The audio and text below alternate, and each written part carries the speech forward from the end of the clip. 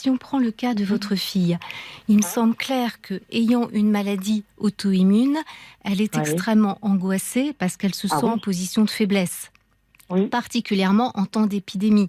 Déjà, habituellement, elle doit se sentir à la merci des virus ou en faible immunité. Donc, vous imaginez, à la lumière de cette épidémie qui déjà est anxiogène pour tout le monde, à quel point votre fille peut être angoissée, presque jusqu'à l'irrationnel. Déjà, nous le sommes. Nous pouvons l'être quand nous sommes en bonne santé.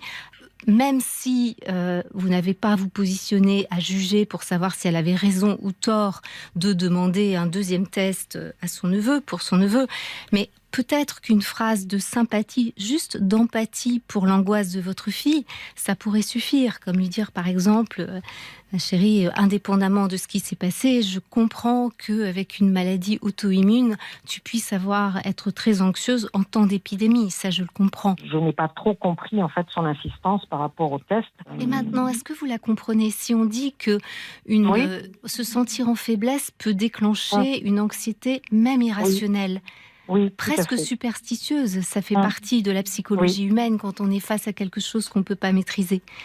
Est-ce que ça, aujourd'hui, vous comprenez? Ah oui. Et puis, en fait, entre nous, il y aura pas du tout d'ombre par rapport à ça. Mais je ne chercherai certainement pas à ce que mon fils et ma fille se réconcilient.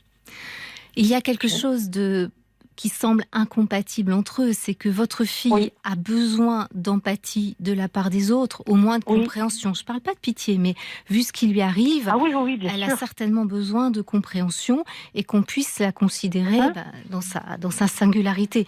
Si votre fils est fermé à toute forme d'empathie et de sentiment, il y a quelque chose d'incompatible entre eux et je pense que vous faites bien de ne pas essayer de forcer les choses. Là, c'est pas un échec, comme vous disiez tout à l'heure, c'est simplement de l'ordre de l'impossible. Oui,